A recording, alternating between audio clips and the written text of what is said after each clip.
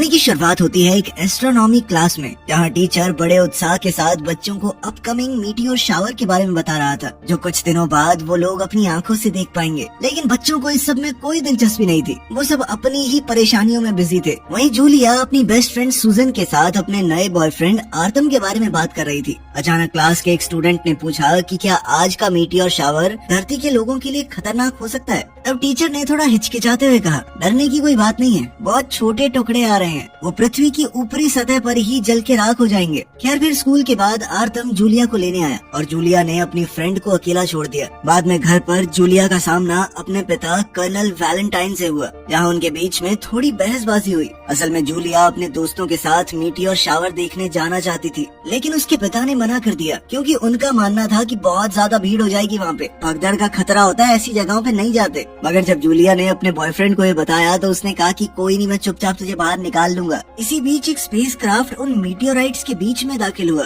तभी अचानक Russian military ने डिटेक्ट किया कि एक यूएफओ तेजी से उनकी तरफ आ रहा है। उन्हें शक हुआ कि कहीं ये नेटो का कोई काम तो नहीं, और उन्होंने तुरंत इंटरसेप्टर भेजे इस यूएफओ को गिराने के लिए। वहीं दूसरी तरफ लोकल लोग खुले इलाकों में जमा होने लगे थे, जिनमें जूलिया और आर्तम भी शामिल थे।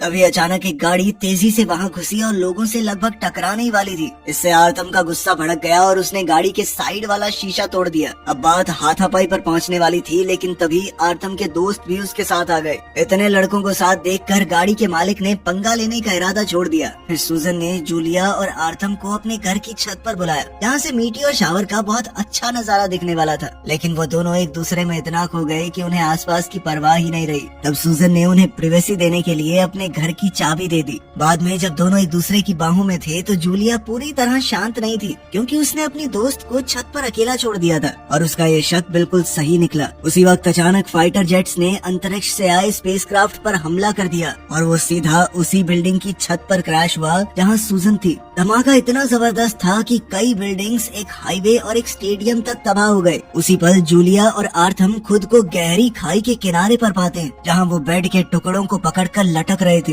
खुशकिस्मती से आर्तम ने किसी तरह जूलिया को बचा लिया और उसे उस आधे टूटे घर से बाहर निकाल लिया। इस दुर्घटना के बाद पूरा इलाका मिलिट्री और पुलिस ने सील कर दिया। कर्नल वैलेंटाइन और पार्लियामेंट के रिप्रेजेंटेटिव मिखेल ने एलियंस से संपर्क करने का फैसला किया, ताकि उनके मकसद को समझा जा सके। तभी स्पेसक्राफ्ट से 2 मीटर लंबा रोबोट जैसा क्रीचर बाहर आया। मिखेल ने उसका धरती पर स्वागत किया, लेकिन वो इतना ज्यादा घबराया हुआ था कि उसे हार्ट अटैक ही आ गया। खैर बाद में वैलेंटाइन ने पार्लियामेंट को बताया कि एलियंस ने क्या कहा। उन्होंने गुजारिश की थी कि कोई भी उनके जहाज के पास न आए जब तक वो अपने जहाज की मरम्मत करना चाहते हैं। फिर वो वापस अपने प्लेनेट वापस चले जाएंगे, क्योंकि एलियंस ने खुद से कोई हमला नहीं किया था, उल्टा हमला तो उन्होंने किया है बिना उनकी बात सुने। इसलिए वैलेंटाइन ने कहा कि हालात की नजाकत को देखते हुए बिना किसी लड़ाई के हमें उन्हें जाने देना चाहिए। वहीं दूसरी ओर जूलिया को हॉस्पिटल के कमरे में होश आया। तब टीवी न्यूज पर उसे पता चला कि स्पेसक्राफ्ट क्रैश ने पूरे शहर में तबाही मचा दी थी। तभी उसकी नजर सुजन के हेडफोन्स वाले पैकेज पर पड़ी, जिसमें उसकी मौत की डेट लिखी थी। ये देखकर जूलिया पूरी तरह टूट गई। बेहद परेशान होकर उसने आर्तम को ढूंढा और उसके साथ हॉस्पिटल से भाग गई। फिर थोड़ी देर बाद कर्नल वैलेंटाइन आर्मी के व्हीकल में हॉस्पिटल पहुंचा। उसे आर्तम कुछ खास पसंद नहीं था, लेकिन फिर भी उसने उसका शुक्रिया अदा किया, क्योंकि उसने जूलिया की जान बचाई थी। फिर घर जाते वक्त जूलिया ने अपने पिता से पूछा कि आगे क्या होगा, मगर वैलेंटाइन ने बताया कि शहर में कर्फ्यू लग चुका है और अब स्कूल के बाद सभी स्टूडेंट्स को सीधा घर जाना होगा। लेकिन जूलिया के लिए रेस्ट्रिक्शन यहीं खत्म नहीं हुई। वैलेंटाइन अपने काम में इतना बिजी रहने वाला था कि वो उसका ध्यान नहीं रख सकता, इसीलिए उसने जूलिया की देखभाल के लिए उसकी दादी को बुला लिया, जिस पर जूलिया काफी चिढ़ गई।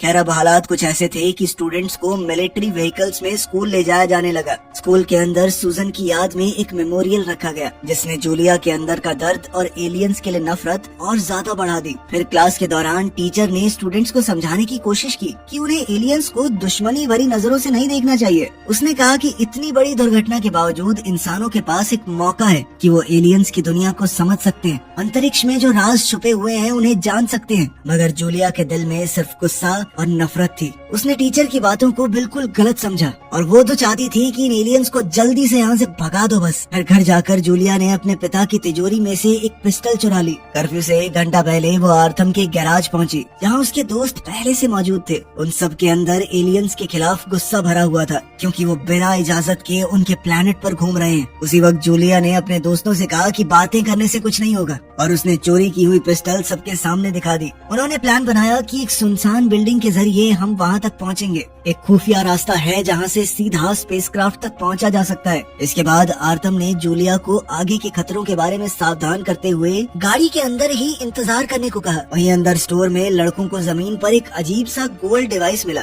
उन्होंने सोचा कि क्रैश लैंडिंग के दौरान शायद ये गिर गया होगा, मगर वहीं जूलिया आर्थम की बात को नजरअंदाज करते हुए सूजन के अपार्टमेंट तक चली गई थी। वहाँ उसने उन दोनों की तस्वीर देखी और अपनी दोस्त का आखिरी वॉइस मेल सुना, जिससे उसकी आंखें भर आई। तभी अचानक उसके सामने एक एलियन आ गया। डर के मारे जूलिया ने बिना सोचे समझे उस पर गोली चला दी। फिर पीछे हटते हुए वो बैलेंस खो बैठी और नीचे गिरने ही वाली थी कि ऐन वक्त पर एलियन ने उसका हाथ पकड़ लिया और उसे गिरने से बचाया। उसी पल में जूलिया ने देखा कि एलियन का चेहरा कुछ पलों के लिए इंसान जैसा लगने लगा था। इतने में आर्थम और उसके दोस्त जूलिया की आवाज सुनकर वहाँ पहुँच गए और उन्होंने एलियन पर हमला कर दिया। उनके हमले की वजह से एलियन बैलेंस खो बैठा और गिर गया, जिससे उसका एक्सोस्केलेटन अलग हो गया। फिर उनके ग्रुप ने देखा कि वहाँ एक खाली सूट पड़ा है जिसमें लाल लिक्विड भरा हुआ था। तब उन्होंने फैसला किया कि इसे गैराज ले जाकर इस पर रिसर्च करेंगे। इधर धूल और मलबे के बीच जूलिया को एक जख्मी एलियन का शरीर मिला और हैरानी की बात ये थी कि वो एक नॉर्मल लड़की जैसा दिख रहा था, मगर उसने ये बात किसी को बताई नहीं और बाकी सबके साथ वहाँ से निकल गई। उस रात जूलिया सो नहीं पाई और एलियन के बारे में ही सोचती रही। फिर सुबह होते ही उसने अपने पिता की गाड़ी चुरा ली और वापस रेस्ट्रिक्टेड एरिया में पहुँच गई। उस एलियन की हालत बहुत खराब थी, वो बेहोश हो गया था। इसीलिए जूलिया ने उसे जैसे तैसे बिल्डिंग से बाहर निकाला। फिर स्कूल में जूलिया ने अपने क्लासमेट गूगल से मदद मांगी और कहा कि क्लास छोड़कर निकलते हैं ना। बाद में जब गूगल ने ट्रक में एलियन का शरीर देखा तो वो अपनी खुशी पर काबू नहीं कर पाया। खैर फिर उसने जूलिया को बताया कि एलियन के शरीर की बनावट काफी हद तक इंसानों जैसी है और उसे बचाने के लिए उस लाल लिक्विड का ट्रांसफ्यूजन करना जरूरी होगा।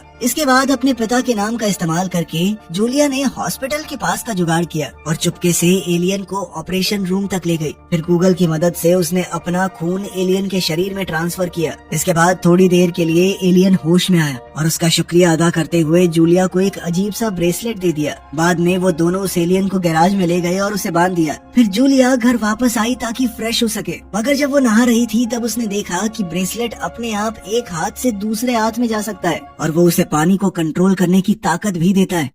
वहीं दूसरी तरफ मिलिट्री को वो एलियन डिवाइस मिल गया और वो उसे रिसर्च के लिए लैब में ले गए। फिर पार्लियामेंट के सामने प्रेजेंटेशन में एक साइंटिस्ट ने बताया कि वो एलियन स्पेसक्राफ्ट पूरे शहर का पानी अपनी तरफ खींच रहा है। उसने हिसाब लगाया कि पानी उस टूटे हुए स्पेसक्राफ्ट की मरम्मत का एक बहुत जरूरी हिस्सा है। इस पर सरकार ने फैसला किया कि एलियंस के साथ हुए समझौते के तौर पर शहर के लोगों को पानी के इस्तेमाल में कटौती करनी पड़ेगी। फिर वैलेंटाइन ने लीडरशिप से अपील की कि उस डिवाइस को भी हमें एलियंस को ही सौंप देना चाहिए, लेकिन इस बारे में उसकी बात नहीं मानी गई। प्लान ये था कि इस डिवाइस का इस्तेमाल करके एलियंस के बारे में और ज्यादा जानकारी हासिल की जाएगी। फिर अगले दिन गूगल ने बहुत खुश होकर जूलिया को बताया कि एलियन होश में आ गया है। तब जूलिया ने बंदूक लेकर उस एलियन से बात की और अपने सवालों के जवाब मांगे, मगर वो एलियन तो रशियन भाषा में जवाब देने लगा। उसने अपना नाम हेकेन बताया। साथ ही उसने बताया कि मुझे शिल नाम का अपना डिवाइस वापस चाहिए ताकि मैं अपने जहाज सॉल तक वापस लौट सकूं। लेकिन जूलिया के मन में अभी भी एलियंस के लिए नफरत थी और उसने थोड़ी बदतमीजी से बात की। तब हेकेन ने आराम से कहा कि मैं तुम्हारी भावनाओं को समझ सकता हूँ। इस पर जूलिया ने थोड़ा चिढ़कर उसे अपने पिता के पुराने कपड़े पहनने को कहा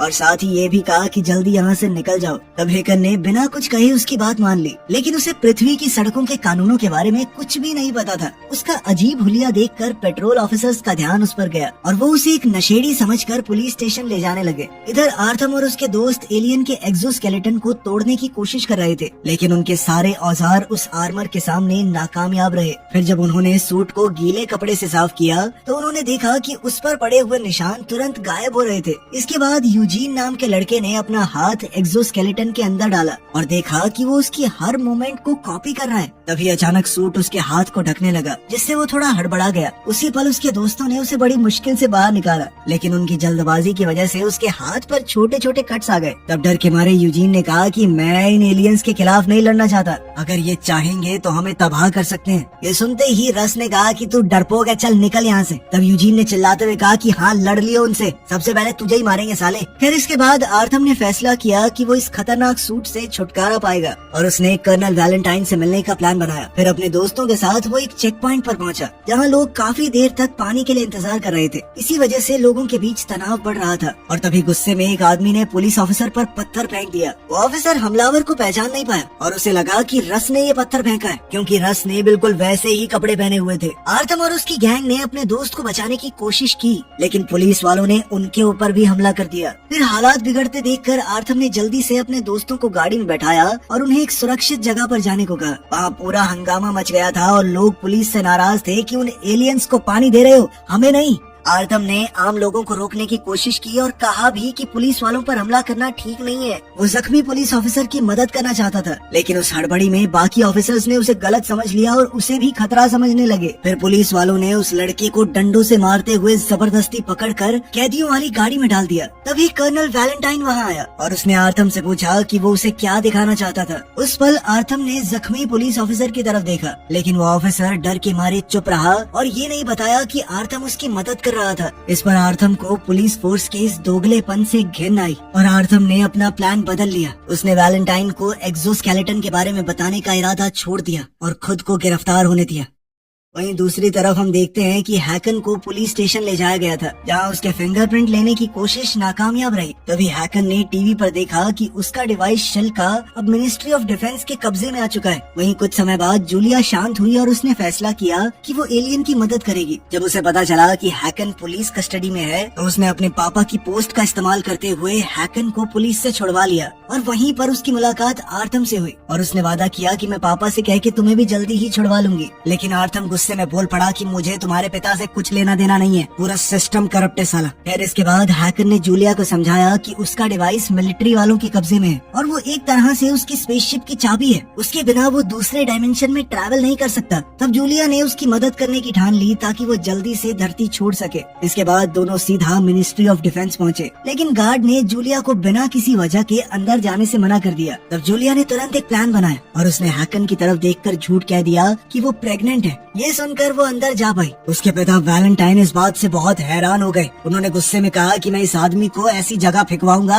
मिलेगा नहीं कभी। तब जूलिया उन्हें शांत करने के लिए उनके गले लग गई और इसी दौरान चालाकी से उनका सिक्योरिटी पास चुरा लिया। बाद में गुस्से में कर्नल ने हैकन को ऑफिस से निकाल दिया और जूलिया ने चुपके से उसे जाने से पहले वो पास दे दिया। आखिरकार जूलिया ने अपने पिता को सच बता दिया कि वो गार्ड अंदर नहीं आने दे रहा था, तो इस वजह से मैंने झूठ बोल दिया। फिर हल्की सी मुस्कुराहट के साथ उसने कहा कि बहुत टाइम के बाद आपने मेरी बात सुनी है। अपने बाप से बात करने के लिए प्रेग्नेंट होना पड़ेगा क्या मुझे? असल में वैलेंटाइन अपने काम में इतना बिजी रहता था कि अपनी बेटी की जिंदगी में दिलचस्पी लेना लगभग बंद कर दिया था उसने। मगर जूलिया के दिल में अब भी नाराजगी थी, क्योंकि जब उसकी माँ बहुत बीमार थी उनके पास ज्यादा समय नहीं बचा था। तब वैलेंटाइन ने उसे कैंप भेज दिया। वो तो उसे दर्द से बचाना चाहता था, लेकिन जूलिया को तो अपनी माँ को आखिरी बार अलविदा कहने का मौका तक नहीं मिला। फिर इधर हैकन प्रोटेक्टिव सूट पहनकर कर्नल के पास की मदद से लैब में घुस गया। जब उसने शिल्का पर हाथ रखा तो उसमें से एक चमकती हुई चीज निकली, जिसे लेकर वो चुपचाप वहाँ से निकल गया। इससे लैब में मौजूद लोग हक्के बक्के रह गए और कुछ पलों बाद उन्होंने बिल्डिंग में इमरजेंसी अलार्म बजा दिया और फिर वैलेंटाइन ने तुरंत जूलिया और हैकन को मिनिस्ट्री ऑफ डिफेंस से बाहर निकाल दिया। इसी बीच आर्थम भी रिहा हो गया और उसने अपने दोस्तों को बताया कि अब वो एलियंस के खिलाफ जंग छेड़ कर रहेगा। फिर जल्द ही गैराज में लड़कों ने गाड़ी की विंडशील्ड पर लोहे की ग्रिल फिट की।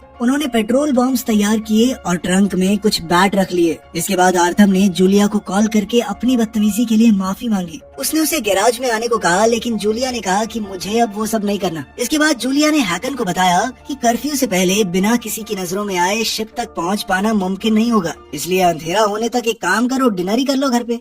घर पहुंचकर हैकन जूलिया के बूढ़े अंधे कुत्ते चार्ली से मिला। हैकन ने जैसे ही उसे छुआ तो उसे शॉक लगा, क्योंकि उसे कुत्ते का दर्द महसूस हो रहा था। तब जूलिया ने बताया कि वो चार्ली को छोड़ नहीं सकती, क्योंकि ये कुत्ता उसकी माँ ने उसे दिया था। तभी जूलिया की दादी कमरे में आ गई तो जूलिया उन्हें थोड़ी देर के लिए समझाने चली गई कि चल क्या रहा है। जब वो वापस आई तो हैरान रह गई कि चार्ली अब सब कुछ देख सकता था। तब हैकन ने उसे अपना वो डिवाइस शिल्का दिखाया और बताया कि ये बहुत ताकतवर चीज है, जिंदगी का स्रोत है ये, और इतने समय तक तक इसे अपने पास रखने से वो खुद भी अमर बन चुका है। इसके बाद जूलिया ने हैकन को पैनकेक्स खिलाए और धीरे धीरे उसके दिल में कुछ भावनाएं पैदा होने लगी। इसी बीच टीवी न्यूज में हैकन की फुटेज मिनिस्ट्री ऑफ डिफेंस के कैमरास में दिख गई। अब कर्नल उन्हें ढूंढते हुए जल्दी से घर पहुंचा, लेकिन जूलिया और हैकन किसी तरह वहां से बचकर निकल गए। वहीं दूसरी तरफ आर्लम ने एलियंस के खिलाफ टीम बनानी शुरू कर दी थी। वो इंटरनेट पर प्रोपेगेंडा वीडियोस डालने लगा, जिसमें वो लोगों को एलियंस के खिलाफ इकट्ठा होने के लिए भड़का रहा था। उधर हम देखते हैं कि जूलिया को अपने बैग में अपनी दोस्त का आखिरी तोहफा मिला, जो उसके फेवरेट आर्टिस्ट के कॉन्सर्ट की 2 टिकट्स थी। तब उसने फैसला किया कि वो हैकन के साथ वहाँ पर जाएगी, ताकि वो भीड़ में छुप सकें और कर्फ्यू का इंतजार कर पाएं। इस कॉन्सर्ट के दौरान हैकन ने जूलिया को छुआ और टेलीपैथी की मदद से उसे अपने होम प्लैनेट ले गया, जहाँ उसने स्वर्ग से भी सुंदर दुनिया देखी। उसने बताया कि हमारा प्लैनेट बिल्कुल तुम्हारे जैसा ही है, लेकिन वहाँ पर कोई पॉल्यूशन नहीं है। वहाँ के लोग भी इंसानों जैसे ही थे, लेकिन उन्होंने अंधाधुंध तरक्की के नाम पर अपने प्लैनेट को खराब नहीं किया। फिर हैकर ने समझाया कि मेरा मकसद धरती पर हमला करना नहीं था, वो तो बस प्यार से यहाँ पर घूमने आया था। और मिलिट्री ने उसकी शिप का पता लगते ही उस पर हमला कर दिया।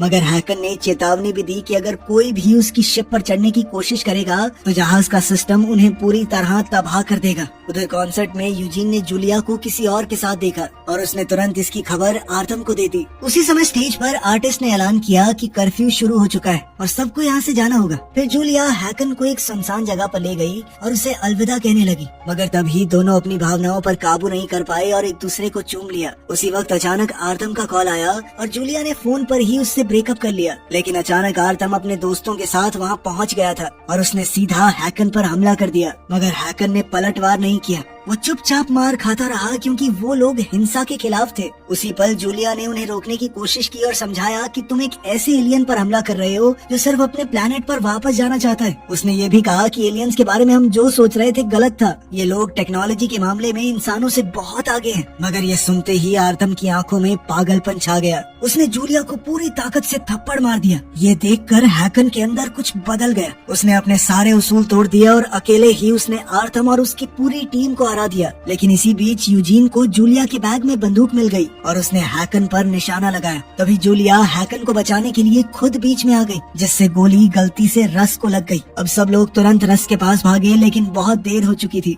जूलिया ने हैकन से कहा कि बचा लो ना इसे, लेकिन हैकन ने कहा कि अगर ये जख्मी होता मैं बचा लेता, किसी मरे हुए को जिंदा नहीं कर सकता मैं। तब तक मिलिट्री व्हीकल्स भी वहाँ पहुँच चुके थे और आर्थम अपने दोस्तों के साथ जल्दी से छुपने के लिए निकल गया, जबकि हैकन और जूलिया को गिरफ्तार कर लिया गया। इसके बाद आर्थम ने पाइथन से कहा कि रेजिस्टेंस ग्रुप के लोगों को इमरजेंसी कॉल करो। लोगों को भड़काने के लिए उसने जानबूझकर अफवाह फैला दी कि एलियन ने एक इंसान को मार दिया है। इस खबर को सुनते ही पहले से गुस्से में भरी हुई पब्लिक और भड़क गई। जल्द ही सैकड़ों लोग इकट्ठा हो गए। अपने दोस्त को खोने के बाद आर्थम ने अब लोगों को भड़काना शुरू कर दिया कि ये पुलिस एलियंस को बचा रही है। हम सरकार के खिलाफ लड़ते हुए एलियंस को खत्म करेंगे और इस देश पर हमारा राज होगा। गुस्से में लोगों ने हथियार उठा लिए ताकि वो अपनी जमीन को एलियंस के कब्जे से बचा सकें।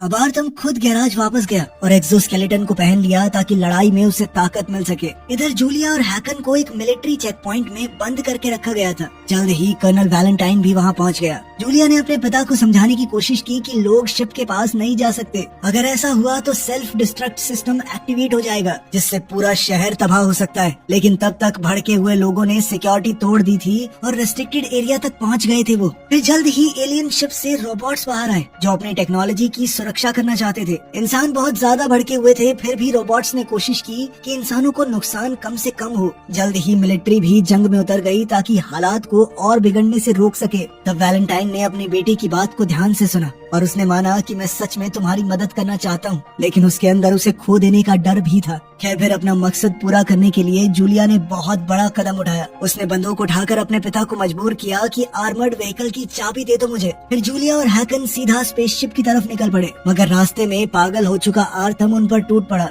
और उनकी गाड़ी को उलट दिया। तभी हैकन बाहर निकला और उसकी आर्थम के साथ जबरदस्त लड़ाई शुरू हो गई। अब आर्थम लगभग हैकन को हराने ही वाला था, लेकिन उसी वक्त जूलिया ने गाड़ी से उसे टक्कर मार दी। आखिरकार इंसानों की फौज हार चुकी थी। रोबोट्स अब मिलिट्री पर हमला करने ही वाले थे, लेकिन वैलेंटाइन ने अपने हथियार नीचे रख दिए और हाथ उठाकर इशारा किया कि उनके फौजी शांति बनाए रखें। उसी समय हैकन और जूलिया ने एक दूसरे को खुशी से गले लगा लिया और जूलिया ने हैकन के लिए अपने प्यार का इजहार किया। लेकिन गुस्से से लाल आर्थम एक्सोस्केलेटन से बाहर निकला और उसने गुस्से में जूलिया पर गोली चला दी। तभी हैकन उसे बचाने के लिए सामने आ गया और दोनों को गोली लग गई। अब कर्नल का सबसे बड़ा डर सच बन गया था। जब वो अपनी बेटी के बेजान जिस्म के पास दौड़ कर पहुंचा, तभी रोबोट्स हैकन और जूलिया को स्पेसशिप के अंदर ले गए और उन्हें रीजनरेशन कैप्सूल्स में रख दिया। तभी जहाज के एआई सिस्टम ने वैलेंटाइन से बात की और बताया कि उसकी बेटी जिंदा रहेगी। हैकन जूलिया से इतना प्यार कर बैठा था कि उसके लिए उसने अपनी जिंदगी कुर्बान कर दी थी ताकि वो उसकी जान बचा सके।